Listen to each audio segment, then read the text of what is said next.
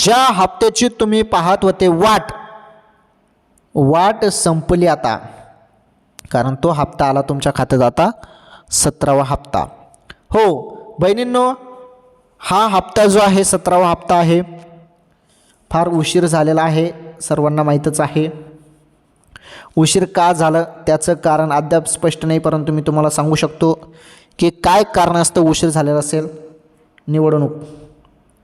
निवडणूक निकाल या गोष्टींमुळे हप्ता येण्यास उशीर झालेला असेल माझ्या माहितीनुसार. परंतु शासनाने अखेरकार 1500 रुपयाचा हप्ता 17वा हप्ता सुरू केलेला आहे. आता टप्प्याटप्प्याने राज्यातील सर्व बहिणींच्या खात्यामध्ये हप्ता येऊन जाणार आहे.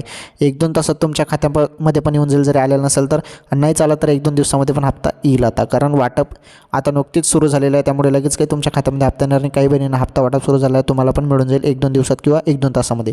चेक करत राहा मेसेज. ओके.